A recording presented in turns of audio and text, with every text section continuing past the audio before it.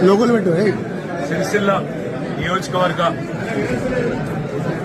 ముద్దుబిడ్డలందరికీ ముఖ్యంగా మా అన్నదమ్ములు అక్క చెల్లెలు ఎవరైతే ఇవాళ దాదాపు 30,000 ఓట్ల మెజారిటీతో నన్ను గెలిపించినారో వారందరికీ నా శిరస్సు వంచి హృదయపూర్వకంగా ధన్యవాదాలు తెలియజేస్తా ఉన్నా. ఎందుకంటే ఇవాళ రాష్ట్రంలో ఎన్నో చోట్ల ఇంకా ఎన్నో రకాల అనుభవాలు ఎదురైనాయి, కానీ సిరిసిల్లలో మనం చూసిన అనుభవం అన్నింటికి భిన్నం.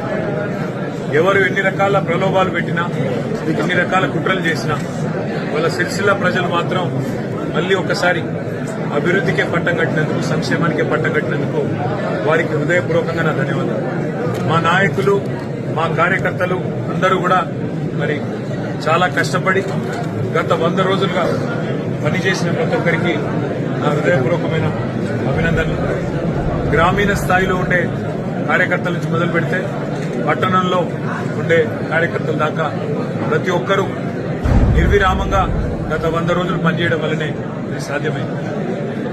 అయితే ఎన్నికల్లో అప్పుడప్పుడు ఇట్లాంటి అనుకోని ఫలితాలు రావడం సహజం. కాబట్టి ఈ ఫలితాలతో నిరాశ చెందవద్దని. ఎందుకంటే ఈ ఫలితాలు ఏవైతే వచ్చినాయో కొన్ని ప్రత్యేక పరిస్థితుల్లో ఇట్లాంటి ఫలితాలు వచ్చినాయి నేనైతే అనుకుంటా ఉన్నాను. కాబట్టి ఈ ఫలితాలతో ఎవరు నిరాశపడవలసిన అవసరం లేదు. ఎందుకంటే మనది ఉద్యమం నుంచి వచ్చిన పార్టీ, పోరాట పందాను ఉనికి పుచ్చుకొని మొదటి నుంచి కూడా పోరాటాలు చేస్తూ పైకొచ్చిన పార్టీ. మరి కేసీఆర్ గారి నాయకత్వంలో ఆనాడు టీఆర్ఎస్ గా ఉన్నా, ఈరోజు బీఆర్ఎస్ గా ఉన్నా, పోరాటాల నుంచి వచ్చిన పార్టీ. కాబట్టి పోరాటం మాకు కొత్త కాదు, కొట్లాడటం మాకు కొత్త కాదు. తప్పకుండా ప్రజల పక్షాన ఇవాళ అవతల వైపు వాళ్ళు ఏవేవైతే హామీలు ఇచ్చినారో ఆ హామీలన్నీ కూడా నిలబెట్టే దిశగా, ఆ హామీలన్నీ కూడా వారు నిలబెట్టుకోకపోతే తర్వాత ప్రజల పక్షాన ప్రజల గొంతుకై తప్పకుండా మాట్లాడతాం. ఇప్పుడు మాత్రం ఒకటి వాస్తవం, ఇవాళ రాష్ట్రంలో మాకు కూడా గత 3 రోజులుగా ఫీడ్బ్యాక్ వస్తుంది. అయ్యో కేసీఆర్ గారు ముఖ్యమంత్రిగా లేరా, ఈ ప్రభుత్వం పోయిందా అనే మాట ఇవాళ కాంగ్రెస్ పార్టీ కోటేసిన ఓటర్లు కూడా చెప్తా ఉన్నారు. సరే, జరిగింది ఏంది అనేది పక్కన పెడితే ఇది వాస్తవం. కాంగ్రెస్ పార్టీ కోటేసిన వాళ్ళు కూడా ఇవాళ మాకు చాలా మంది మెసేజ్లు పంపుతా ఉన్నారు, చాలా మంది వీడియోలు పంపుతా ఉన్నారు. అన్న ఇట్లా జరిగింది అని. నా విజ్ఞప్తి ఏమంటే ఇవన్నీ కూడా రాజకీయాల్లో, ముఖ్యంగా పవర్ పాలిటిక్స్ లో అధికారం రావడం పోవడం చాలా కామన్. దీని గురించి బాధపడవలసిన అవసరం లేదు. నిరాశ ఉంటుంది, ఖచ్చితంగా ఉంటుంది. ఎందుకంటే మనం ఆశించిన ఫలితం రాలేదు కాబట్టి నిరాశ ఉంటుంది. కానీ బాధ అవసరం లేదు. ఎందుకంటే ప్రజలు మనకు కూడా 2 సార్లు అవకాశం ఇచ్చారు. కాబట్టి దానికి బాధపడవలసిన అవసరం కానీ భయపడవలసిన అవసరం కానీ అంతకంటే లేదు. వాళ్ళ 39 మంది ఎమ్మెల్యేలు ఇచ్చినారు ప్రజలు మాకు కూడా. కాబట్టి ప్రజల విశ్వాసాన్ని నిలబెట్టుకుంటూ మాకిచ్చిన కొత్త పాత్రలు, మేము గతంలో మాకు 2 సార్లు అవకాశం ఇచ్చినారు, అధికారం ఇచ్చినారు. దానికి ధన్యవాదాలు. దానికి వినమ్రంగా రుణపడి ఉంటాం, ఇప్పటికైనా రుణపడి ఉంటాం. ఇవాళ అధికారం రాలేదని చెప్పి ఆరాటం కానీ బాధ కానీ లేదు. ప్రతిపక్ష పాత్ర ఇచ్చినారు, ఆ ప్రతిపక్ష పాత్రలో కూడా రాణిస్తాం. ప్రజల గొంతుకై తప్పకుండా ప్రజల పక్షాన్ని నిలబడతాం. వారు ఇచ్చిన హామీలు, అధికారంలోకి రావడానికి ఇచ్చిన హామీలు ఏవైతున్నాయో ఒక్కొక్కటిగా నిలబెట్టుకోకపోతే తప్పకుండా ప్రజల తరపున మళ్లీ గొంతు విప్పుతాం. తప్పకుండా ప్రజల తరపున మాట్లాడతాం. 1000% మాకు విశ్వాసం ఉంది. తెలంగాణకున్న ఒకే ఒక్క గొంతు కేసీఆర్, తెలంగాణకున్న ఒకే ఒక్క గొంతు బీఆర్ఎస్. ఈ పార్టీని ప్రజలు వదులుకోబోరు. కాబట్టి నాకు సంపూర్ణమైన విశ్వాసం ఉంది. ఇది కేవలం ఒక తాత్కాలికమైన చిన్న స్పీడ్ బ్రేకర్ మాత్రమే. ఈ గవర్నమెంట్, ఇప్పుడు వచ్చిన గవర్నమెంట్ ఏదైతే ఉన్నదో, మరి వారి మీద ప్రజలు చూస్తా ఉన్నారు. చాలా పెద్ద మాటలు, పెద్ద హామీలు ఇచ్చినారు. 2 లక్షల రుణమాఫీ అన్నారు, ప్రతి ఒక్కరికి ఇల్లు కట్టిస్తామన్నారు, మరి ఆర్టీసీలో ఉచిత ప్రయాణం అన్నారు, ఇంకా చాలా చెప్పినారు. అవన్నీ కూడా ప్రజలు రాసి పెట్టుకున్నారు. ఇవాళ తప్పకుండా ప్రజలు అన్ని కూడా గమనిస్తారు. తప్పకుండా ప్రజలు అన్ని కూడా జాగ్రత్తగా ఆలోచిస్తారు. ఆలోచించి మళ్లీ ఎంతో దూరం లేదు, నాకున్న అవగాహన మేరకైతే ఎంతో దూరం లేదు, తప్పకుండా ప్రజల విశ్వాసాన్ని గెలుపొందే క్రమంలో తిరిగి మా పని మేము చేసుకుంటూ, మా కార్యకర్తలు మేము నిర్విరామంగా ఉద్యమంలో ఎట్లయితే కలిసి పనిచేసినామో అట్లే భవిష్యత్తులో కూడా పోతాం. వేములవాడలో దురదృష్టవశాత్తు స్వల్ప మెజారిటీతో మరి ఓ సీటును కోల్పోయినాం. కానీ భయపడేది లేదు, బాధపడేది లేదు.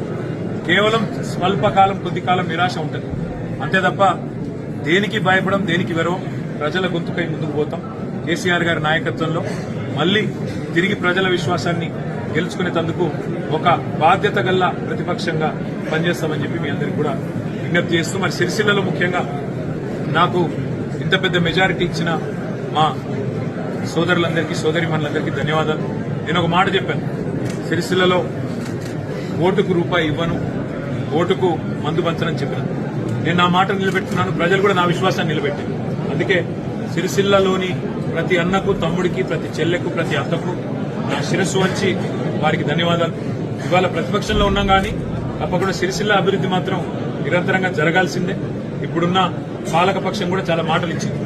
ఆ మాటలు నిలబెట్టుకునే దిశగా నా ప్రయత్నం నేను శాసనసభలో, బయట ప్రతి సందర్భంలో చేస్తా. సిరిసిల్ల శాసనసభ్యుడిగా చెప్పుకోవడానికి నేను గర్వపడతానని ఇది వరకు కూడా చాలాసార్లు చెప్పాను. భవిష్యత్తులో కూడా సిరిసిల్ల ఎమ్మెల్యే అంటే తప్పకుండా ప్రతిపక్షంలో ఉన్నా, పాలకపక్షంలో ఉన్నా గట్టిగా కొట్లాడతాడు, మా కోసం మాట్లాడతాడు, మా హక్కుల కోసం కొట్లాడతాడు అనే విధంగా పనిచేస్తాను. తప్పకుండా ఈ ప్రభుత్వం ప్రతి మాట, సిరిసిల్లకి ఇచ్చిన ప్రతి మాటను నిలబెట్టుకునే దిశగా వారి మీద కూడా ఒత్తిడి తెస్తానని చెప్పి సిరిసిల్లలోని ప్రతి వర్గానికి కూడా మాట ఇస్తూ మళ్ళొక్కసారి నాకు ఓట్లేసి గెలిపించిన మా అన్నదమ్ములందరికీ ధన్యవాదాలు. మా కార్యకర్తలందరూ కూడా ఎవ్వరూ నిరాశ పడవద్దు. ఎందుకంటే పోరాటంలోంచి వచ్చింది మన పార్టీ. అదే పోరాట పందాలో ముందుకు సాగుదామని చెప్పి మళ్ళొకసారి వారికి కూడా విజ్ఞప్తి చేస్తూ మీ అందరికి కూడా ప్రెస్ కూడా చాలా సహకరించింది ఎన్నికల్లో కూడా. మీ అందరికి కూడా హృదయపూర్వకంగా ధన్యవాదాలు. నమస్కారం.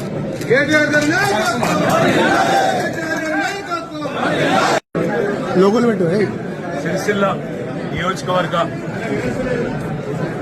ముద్దుబిడ్డలందరికీ, ముఖ్యంగా మా అన్నదమ్ములు, అక్క చెల్లెలు ఎవరైతే ఇవాళ దాదాపు 30,000 ఓట్ల మెజారిటీతో నన్ను గెలిపించినారో వారందరికీ నా శిరస్సు వంచి హృదయపూర్వకంగా ధన్యవాదాలు తెలియజేస్తా ఉన్నా. ఎందుకంటే ఇవాళ రాష్ట్రంలో ఎన్నో చోట్ల ఇంకా ఎన్నో రకాల అనుభవాలు ఎదురైనాయి, కానీ సిరిసిల్లలో మనం చూసిన అనుభవం అన్నింటికి భిన్న. ఎవరు ఎన్ని రకాల ప్రలోభాలు పెట్టినా, ఎన్ని రకాల కుట్రలు చేసినా వాళ్ళ సిరిసిల్ల ప్రజలు మాత్రం మళ్లీ ఒక్కసారి అభివృద్ధికే పట్టం కట్టినందుకు, సంక్షేమానికే పట్టం కట్టినందుకు వారికి హృదయపూర్వకంగా నా ధన్యవాదాలు. మా నాయకులు, మా కార్యకర్తలు అందరూ కూడా మరి చాలా కష్టపడి గత 100 రోజులుగా పనిచేసిన ప్రతి ఒక్కరికి నా హృదయపూర్వకమైన అభినందనలు. గ్రామీణ స్థాయిలో ఉండే కార్యకర్తల నుంచి మొదలు పెడితే పట్టణంలో ఉండే కార్యకర్తల దాకా ప్రతి ఒక్కరూ నిర్విరామంగా గత 100 రోజులు పనిచేయడం వల్లనే ఇది సాధ్యమైంది. అయితే ఎన్నికల్లో అప్పుడప్పుడు ఇట్లాంటి అనుకోని ఫలితాలు రావడం సహజం. కాబట్టి ఈ ఫలితాలతో నిరాశ చెందవద్దండి. ఎందుకంటే ఈ ఫలితాలు ఏవైతే వచ్చినాయో కొన్ని ప్రత్యేక పరిస్థితుల్లో ఇట్లాంటి ఫలితాలు వచ్చినాయి నేనైతే అనుకుంటా ఉన్నాను. కాబట్టి ఈ ఫలితాలతో ఎవరు నిరాశపడవలసిన అవసరం లేదు. ఎందుకంటే మనది ఉద్యమం నుంచి వచ్చిన పార్టీ, పోరాట పందాను ఉనికి పుచ్చుకొని మొదటి నుంచి కూడా పోరాటాలు చేస్తూ పైకొచ్చిన పార్టీ. మరి కేసీఆర్ గారి నాయకత్వంలో ఆనాడు టీఆర్ఎస్ గా ఉన్నా, ఈరోజు బీఆర్ఎస్ గా ఉన్నా, పోరాటాల నుంచే వచ్చిన పార్టీ. కాబట్టి పోరాటం మాకు కొత్త కాదు, కొట్లాడటం మాకు కొత్త కాదు. తప్పకుండా ప్రజల పక్షాన ఇవాళ అవతల వైపు వాళ్ళు ఏవేవైతే హామీలు ఇచ్చినారో ఆ హామీలన్నీ కూడా నిలబెట్టే దిశగా, ఆ హామీలన్నీ కూడా వారు నిలబెట్టుకోకపోతే తర్వాత ప్రజల పక్షాన, ప్రజల గొంతుకై తప్పకుండా మాట్లాడతాం. ఇప్పుడు మాత్రం ఒకటి వాస్తవం, ఇవాళ రాష్ట్రంలో మాకు కూడా గత 3 రోజులుగా ఫీడ్బ్యాక్ వస్తుంది. అయ్యో, కేసీఆర్ గారు ముఖ్యమంత్రిగా లేరా, ఈ ప్రభుత్వం పోయిందా అనే మాట ఇవాళ కాంగ్రెస్ పార్టీ కోటేసిన ఓటర్లు కూడా చెప్తా ఉన్నారు. సరే, జరిగింది ఏంది అనేది పక్కన పెడితే ఇది వాస్తవం. కాంగ్రెస్ పార్టీ కోటేసిన వాళ్ళు కూడా ఇవాళ మాకు చాలా మంది మెసేజ్లు పంపుతా ఉన్నారు, చాలా మంది వీడియోలు పంపుతా ఉన్నారు. అన్న ఇట్లా జరిగింది అని. నా విజ్ఞప్తి ఏమంటే ఇవన్నీ కూడా రాజకీయాల్లో, ముఖ్యంగా పవర్ పాలిటిక్స్ లో అధికారం రావడం పోవడం చాలా కామన్. దీని గురించి బాధపడవలసిన అవసరం లేదు. నిరాశ ఉంటుంది, ఖచ్చితంగా ఉంటుంది. ఎందుకంటే మనం ఆశించిన ఫలితం రాలేదు కాబట్టి నిరాశ ఉంటుంది. కానీ బాధ అవసరం లేదు. ఎందుకంటే ప్రజలు మనకు కూడా 2 సార్లు అవకాశం ఇచ్చారు. కాబట్టి దానికి బాధపడవలసిన అవసరం కానీ, భయపడవలసిన అవసరం కానీ అంతకంటే లేదు. వాళ్ళ 39 మంది ఎమ్మెల్యేలు ఇచ్చినారు ప్రజలు మాకు కూడా. కాబట్టి ప్రజల విశ్వాసాన్ని నిలబెట్టుకుంటూ మాకిచ్చిన కొత్త పాత్రలు, మేము గతంలో మాకు 2 సార్లు అవకాశం ఇచ్చినారు, అధికారం ఇచ్చినారు. దానికి ధన్యవాదాలు. దానికి వినమ్రంగా రుణపడి ఉంటాం, ఇప్పటికైనా రుణపడి ఉంటాం. ఇవాళ అధికారం రాలేదని చెప్పి ఆరాటం కానీ, బాధ కానీ లేదు. ప్రతిపక్ష పాత్ర ఇచ్చినారు, ఆ ప్రతిపక్ష పాత్రలో కూడా రాణిస్తాం. ప్రజల గొంతుకై తప్పకుండా ప్రజల పక్షాన్ని నిలబడతాం. వారు ఇచ్చిన హామీలు, అధికారంలోకి రావడానికి ఇచ్చిన హామీలు ఏవైతున్నాయో ఒక్కొక్కటిగా నిలబెట్టుకోకపోతే తప్పకుండా ప్రజల తరపున మళ్లీ గొంతు విప్పుతాం. తప్పకుండా ప్రజల తరపున మాట్లాడతాం. 1000% మాకు విశ్వాసం ఉంది. తెలంగాణకున్న ఒకే ఒక్క గొంతు కేసీఆర్, తెలంగాణకున్న ఒకే ఒక్క గొంతు బీఆర్ఎస్. ఈ పార్టీని ప్రజలు వదులుకోబోరు. కాబట్టి నాకు సంపూర్ణమైన విశ్వాసం ఉంది. ఇది కేవలం ఒక తాత్కాలికమైన చిన్న స్పీడ్ బ్రేకర్ మాత్రమే. ఈ గవర్నమెంట్, ఇప్పుడు వచ్చిన గవర్నమెంట్ ఏదైతే ఉన్నదో, మరి వారి మీద ప్రజలు చూస్తా ఉన్నారు. చాలా పెద్ద పెద్ద మాటలు, పెద్ద పెద్ద హామీలు ఇచ్చినారు. 2 లక్షల రుణమాఫీ అన్నారు, ప్రతి ఒక్కరికి ఇల్లు కట్టిస్తామన్నారు, మరి ఆర్టీసీలో ఉచిత ప్రయాణం అన్నారు, ఇంకా చాలా చెప్పినారు. అవన్నీ కూడా ప్రజలు రాసి పెట్టుకున్నారు. ఇవాళ తప్పకుండా ప్రజలు అన్ని కూడా గమనిస్తారు. తప్పకుండా ప్రజలు అన్ని కూడా జాగ్రత్తగా ఆలోచిస్తారు. ఆలోచించి మళ్ళీ ఎంతో దూరం లేదు, నాకున్న అవగాహన మేరకైతే ఎంతో దూరం లేదు, తప్పకుండా ప్రజల విశ్వాసాన్ని గెలుపొందే క్రమంలో తిరిగి మా పని మేము చేసుకుంటూ, మా కార్యకర్తలు మేము నిర్విరామంగా ఉద్యమంలో ఎట్లయితే కలిసి పనిచేసినామో అట్లే భవిష్యత్తులో కూడా పోతాం.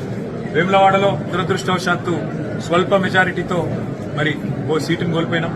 కానీ భయపడేది లేదు, బాధపడేది లేదు. కేవలం స్వల్పకాలం, కొద్ది కాలం నిరాశ ఉంటుంది అంతే తప్ప దేనికి భయపడం, దేనికి వెరవం. ప్రజల గొంతుకై ముందుకు పోతాం.